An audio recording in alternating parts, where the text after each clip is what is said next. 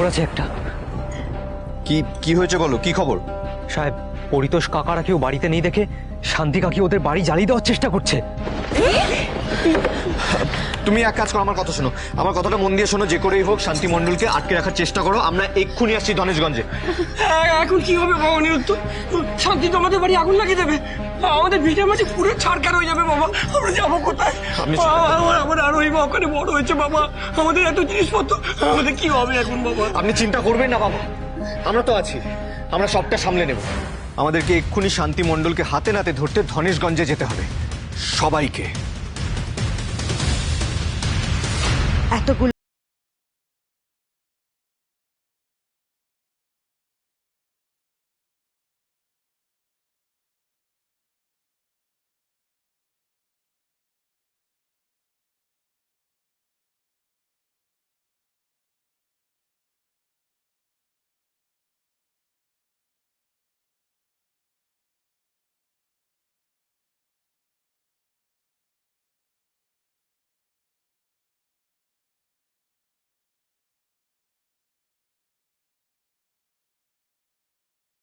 সবার অনেক ক্ষতি করেছে, অনেক অন্যায় করেছে সবার সাথে। এবার তার হিসেব নিকেশের পালা। ঠিক যেমন আপনার ছেলে তার যোগ্য জায়গায় পৌঁছে গেছে, আজকে আপনিও ঠিক সেই জায়গাতেই যাবেন। না না না, আরে আরে আমি ভুল করে ফেলেছি, আরে আরে আমি ভুল করে ফেলেছি। জামাই জামাই আমাকে ক্ষমা করে দাও জামাই, আমি বলছি শোনো জামাই, আমি কোনোদিন এমন কাজ আর করবো না। আর ওইটা বিশ্বাস কর, আমি কোনোদিন এমন কাজ করবো না। ক্ষমা? আর তোমাকে? তুমি তো ক্ষমার অযোগ্য শান্তি কাকি।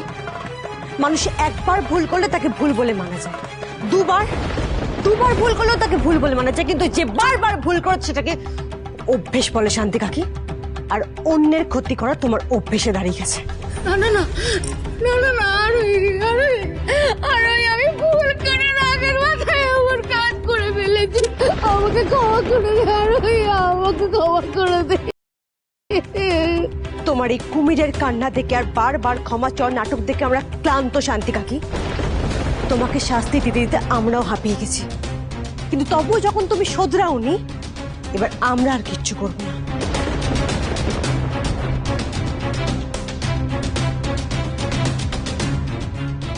যা করার ওনারা করবে,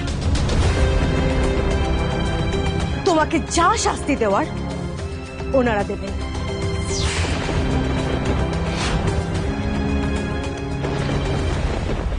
চিলি চিকেন আর মিক্সড ফ্রাইড রাইসটা দারুণ ছিল, কি টেস্টি।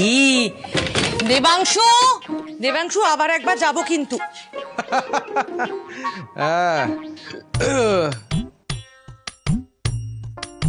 এ কি এভাবে সোফার উপর চিতির হয়ে শুয়ে আছে কেন? একটা তো গোটা ঘর দখল করেছে, এখন সোফাটাকেও কি বিছানা বানিয়ে নিয়েছে নাকি? দাঁড়াও আমি দেখছি দিদি দিদি এই দিদি, আমি আমি আমি আমি আমি আমি আমি ভয় পাস না, আমি এরকম করে কেউ ডাকে? না ঠিক আছে, চুরি করতাম। কি করব দিদি ভাই, আসলে একটা ঘর থাকতে তুমি এরকম ড্রয়িং রুমটাকে বেডরুম বানিয়ে নেবে, তাই জন্যই তো এইভাবে ডাকতে হলো। আর ভয় তো পেতেই হবে। কি ব্যাপারটা কি? আমি বাড়ি এসে দেখছি তোমরা কেউ নেই, কোথায় গিয়েছিলে?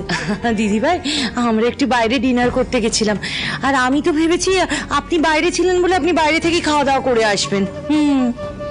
আই ঘর এখন কি হবে? কিছু খাওয়া দাওয়া নিয়ে আমার প্রচন্ড খিদে পেয়েছে, যাই তাহলে ফোনে একটু অর্ডার করে নি।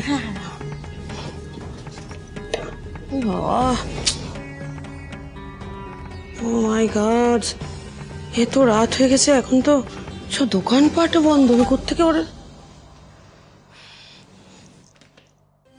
কি রে ভাই, তোদের কি লজ্জা শরম বলে কিচ্ছু নেই? নিজেরা তো গান্ডে পিন্ডে গিলে এসেছিস, বাড়িতে একটা লোক আছে, তার যেটু খিদে পায়, তার যেটু খাবার লাগে, এটা মনে পড়েনি? হ্যাঁ, আমি এখন খাবো কি? আহা দিদি ভাই, আপনি শুধু শুধু আমাদের ওপর রেগে যাচ্ছেন। আচ্ছা বলুন তো, এতে আমাদের কি দোষ? আচ্ছা আমরা কি করে জানবো? আপনি যদি না বলেন আমরা কি দৈবাদেশ পাবো নাকি যে আপনি খাননি, আপনার জন্য খাবার বাড়িতে রেখে যেতে হবে? আচ্ছা আচ্ছা আচ্ছা আচ্ছা, আপনাকে রাগ করতে হবে না, আপনি বরং একটা কাজ করুন তো। শুনুন না, আমরা না সব খাবারটা খেতে পারিনি, তাই একটু খাবার বেঁচে আছে, আপনি এই খাবারটা বরং খেয়ে নিন। না মানে আমি বলছি এতে আপনার ভরা পেট হবে না, কিন্তু আধ পেট হয়ে যাবে। আপনি বরং খেয়ে নিন, নিন নিন নিন। কি বললে তুমি? এই খাবারটা আমি খাবো? শোনো, এইসব খাবার আমার দরকার নেই, আমি কোনো কিচ্ছু খাবো না, আমার কোনো খাবার দরকার নেই। ভাবছো কি করে হ্যাঁ যে অন্যের উচ্ছিষ্ট খাবার বিদিশা রয় চৌধুরী খাবে? এত খারাপ দিন তার এখনো আসে। আমার কোনো খাবারের দরকার নেই, কিচ্ছু লাগবে না। পেটে খিদে আর মুখে তেজ। মালু মালু, লক্ষ্মী সোনা মালু, আমি বলি কি, ওই ডালে চালে কোনো রকম ভাবে একটু ফুটিয়ে দাও না খিচুড়ির মতো করে। সারাটা রাত দিদিটা না খেয়ে থাকবে বলো? তুমি তো লক্ষ্মী সোনা। এই শোনো, তোমাকে না অত দিদি দিদি করতে হবে না, অত চাপ নিতে হবে না। তোমার দিদির যদি খিদে পায় এই উচ্ছিষ্ট খাবারটাই খাবে, আর এই খাবার যদি মুখে না রোচে তাহলে পেটে গামছা বেঁধে থাকবে। তুমি চলো। এতদিন এই গ্রামে থেকে তুমি সবার অনেক ক্ষতি করেছো, অনেক অন্যায় করেছো তুমি। আর নয়, এবার এই গ্রামের লোক তোমার বিচার করবে। অনেক সহ্য করেছি আমরা তোমায় শান্তি দি, আর নয়। একের পর এক অন্যায় করে গেছো, গ্রামের মোড়ল হয়ে সবার উপরে অত্যাচার করেছো, এমনকি গ্রামের মেয়ের বদনামটাও তুমি ছাড়োনি। তোমরা তোমরা আমাকে আর একটা সুযোগ দাও। আমি এমন ভুল আর কখনো করবো না। আর একটা সুযোগ আমাকে তোমরা দাও। না শান্তিদি, তোমার একটাও সুযোগ দেওয়া যাবে না। তুমি প্রতিশোধ নিতে এত বদ্ধপরিকর যে একজনের বাড়িতে আগুন লাগাবার আগেও তোমার একটু হাত কাঁপছে না। বেরিয়ে যাও গ্রাম থেকে, এই মুহূর্তে তুমি গ্রাম ছেড়ে চলে যাও। আর তা না হলে ঘাড় ধাক্কা দিয়ে তোমাকে গ্রাম থেকে বার করে দেবো আমরা। না না না না না, শোনো না, তোমরা আমাকে এত বড় শাস্তি দিও না। আমি তোমাদের সামনে কাজ করছি, তোমরা বলে আমি ডাক্তার কত দেবো? আমাকে এত বড় শাস্তি তোমরা দিও না। এইসব করে কোনো লাভ হবে না শান্তিদি, তোমাকে আর এই গ্রামে রাখা যাবে না। এই তুই এখানে দাঁড়িয়ে কি করছিস? যা এখান থেকে। আর যদি কোনোদিন শান্তি দিয়ার মানিকের সাথে তোকে দেখেছি তাহলে তোকেও এই গ্রাম থেকে দূর দূর করে তাড়িয়ে দেবো। আমার ভুল হয়ে গেছে, এই কাজ আমি আর কখনো করবো না। আজ আমি প্রতিজ্ঞা করছি, আমি আমি আমি শান্তি কাকি আর মানিকদের মুখ কখনো দেখবো না। আমি সত্যি বলছি, আমাকে ক্ষমা করো। যা এখান থেকে। শান্তিদি, এরপরে যদি তুমি কিছু গন্ডগোল করো আর এই গ্রামে পা রাখো, তাহলে কিন্তু তোমাকে সোজা পুলিশে দেবো আমরা।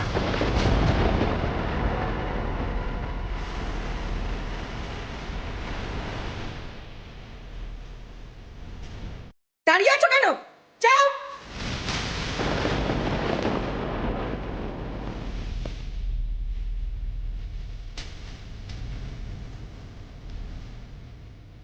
এই চলো সবাই।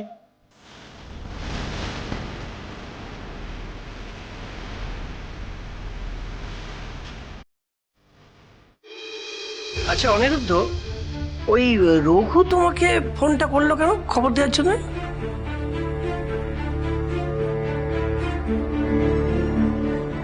এই টাকাটা রাখো। আজ থেকে তুমি শান্তির সাথে থাকবে, কিন্তু তোমাকে আমার হয়ে কাজ করতে হবে, আমাকে সব খবর দিতে হবে। আর যদি সেটা না করো তাহলে তোমার এগেনস্টে সব এভিডেন্স জোগাড় করে তোমায় এমন ফাঁসাবো যে সারা জীবন তোমাকে জেলে থাকতে হবে। সাহেব আমি আপনাকে কথা দিচ্ছি, আমি আর কোনোদিন ওই শান্তি কাকির হয়ে কাজ করব না। আসলে আমাকে দায়ে পড়ে ওই শান্তি কাকি আর মানিকদার হয়ে কাজ করতে হতো। কেন? আসলে আমার মা খুব অসুস্থ, আর মা ছাড়া আমার কেউ নেই জানেন তো।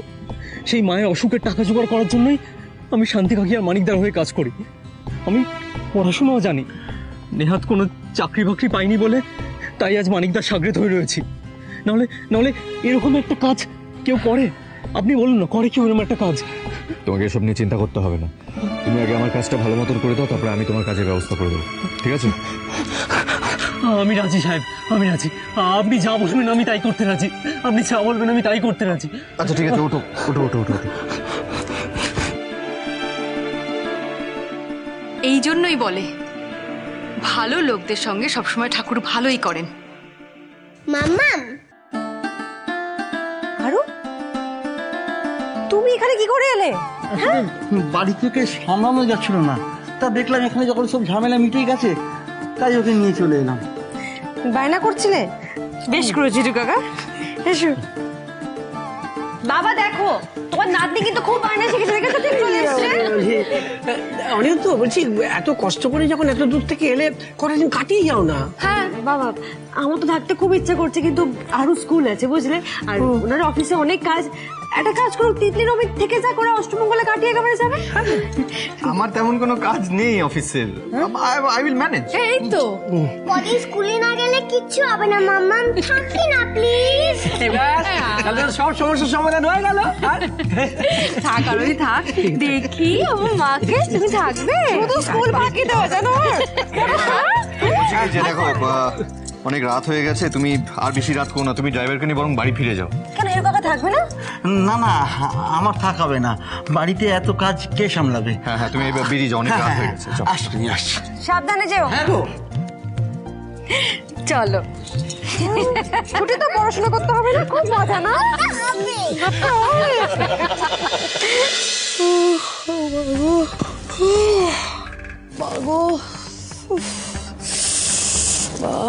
পেটটা কি চুচুই করছে, ছুঁচো টান দিচ্ছে, আর পারছি না।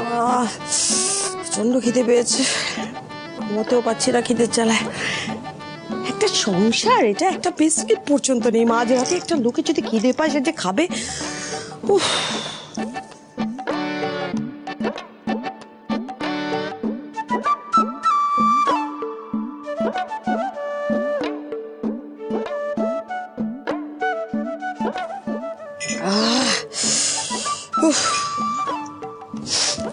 জল খেয়ে শুয়ে থাকি।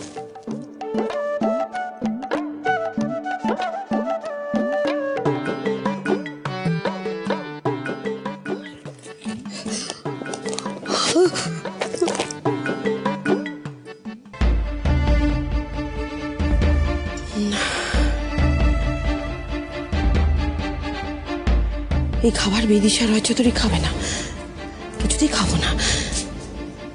এত বড় মুখ করে বলেছে, এই উদ্দিষ্ট খাবো না। এই উদ্দিষ্ট খেলে আমার সম্মান বলে কিছু থাকবে না। খাবো না আমি, খাবো না, কিছুতেই খাবো না।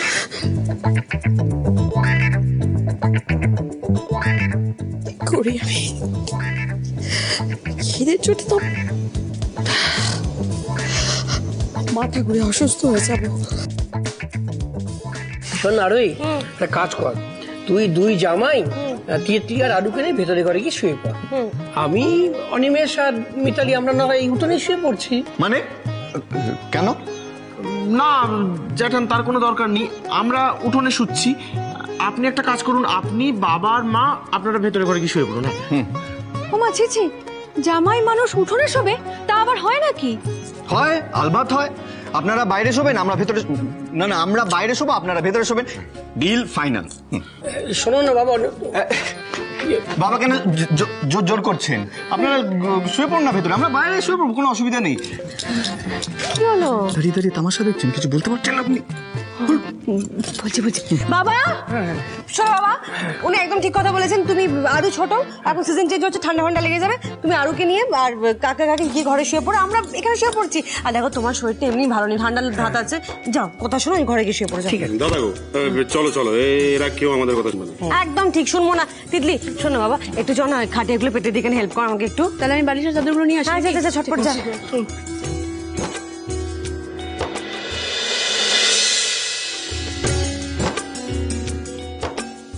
দেখি এই ধরুন তো একটু। বালিশ ফালিশ এমনি এমনি শোবে বালিশ ছাড়া? জানেন, আমরা যখন ছোট ছিলাম না, এখানে লোডশেডিং হয়ে গেলে আমরা সবাই মিলে উঠোনে গল্প করতাম। বল তিতলি? হ্যাঁ, কি মজা হতো তখন।